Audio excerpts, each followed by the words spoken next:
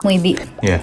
hati-hati banget deh buat perempuan yang kalau lagi mens. Karena kalau perempuan lagi mens itu tuh biasanya kayak makhluk halus tuh malah jadi lebih pengen buat nampakin diri gitu loh.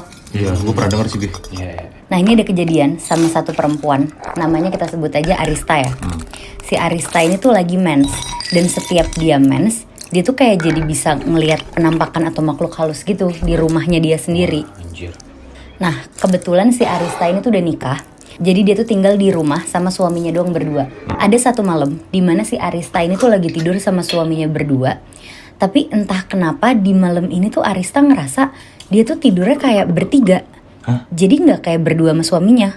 Karena dia ngerasa di sebelah suaminya dia itu ada kayak sosok lain lagi. Awalnya si Arista tuh kayak ngediemin aja lah, dia bener-bener gak cerita apa-apa ke suaminya. Sampai akhirnya di malam itu dia lagi tidur nih sama suaminya, kayak udah lelap banget tidurnya.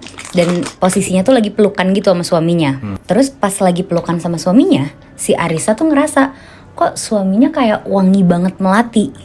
Pokoknya tuh kayak wangi melatinya tuh yang kayak kenceng banget gitu loh. Dan ternyata pas dia buka matanya Muibi, si Arista ini tuh lagi pelukan sama sosok kuntilanak. Anjir. Dan akhirnya dia langsung teriak-teriak histeris.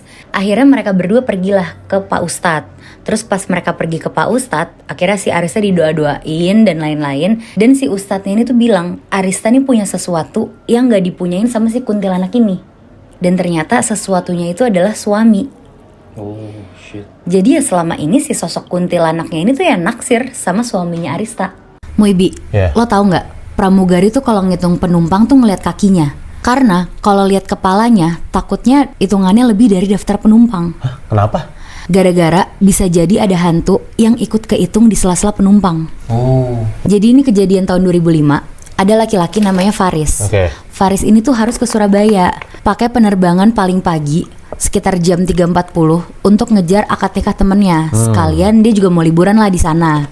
Nah, waktu antrian masuk pesawat, si Faris ini orang paling depan. Jadi begitu pintu pesawat dibuka, dia jadi penumpang pertama yang masuk kan. Cuma anehnya, kok udah ada penumpang yang duduk di belakang. Sosoknya tuh perempuan, rambutnya tuh panjang nutupin muka. Oke. Dan begitu penumpang udah masuk semua, sebelum take off, dia ngeliat nih ada pramugari bolak-balik ngitung penumpang sampai 4 kali. Dan di situ si Faris tuh overheard.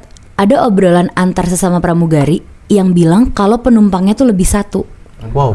Dan habis dari situ ada lagi nih kejadian mistisnya. Tapi kalau dipikir-pikir, kalau nanti naik pesawat gue nggak mau deh duduk paling belakang. Lah, emang lu mau terbang mana?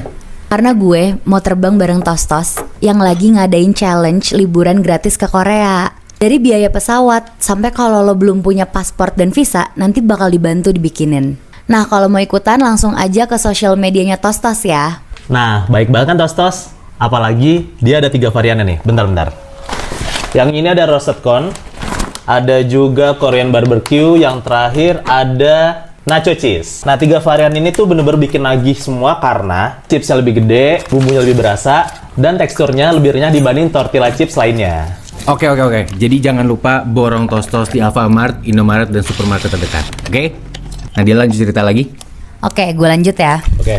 Jadi setelah pramugari itu mondar-mandir, akhirnya udah nih pesawat itu take off. Oke. Dan tadi kan gue bilang kejadian mistisnya tuh belum selesai di situ. Lo bayangin nih, pas di tengah penerbangan, penumpang tuh ke distract karena beberapa kali penumpang tuh ngedenger ada suara perempuan nyinden dari kursi-kursi depan deket kokpit. Wow. Oh. Nah, gak lama lo tahu nggak penumpang ngeliat ada pramugari yang lagi berontak-berontak dipegang sama teman-temannya. Si pramugari ini dia tuh berusaha nari-nari sambil nyinden. Jadi lo bayangin ada pramugari kesurupan sinden di tengah penerbangan. Natmoy. Ada satu rumah sakit di Jawa Timur yang di kamar mayatnya itu ada kejadian horor. Jadi di kamar mayatnya itu ada satu jenazah yang nggak bisa diangkat, Natmoy. Oke. Jadi jenazahnya ini seorang bapak, yang mana anaknya nih, anak dari jenazah ini, dia jadi harus nginep di kamar mayat itu. Buat ngejagain bokapnya. Si anak ini namanya Rehan. Nah akhirnya si Rehan ini bingung mau minta tolong sama siapa.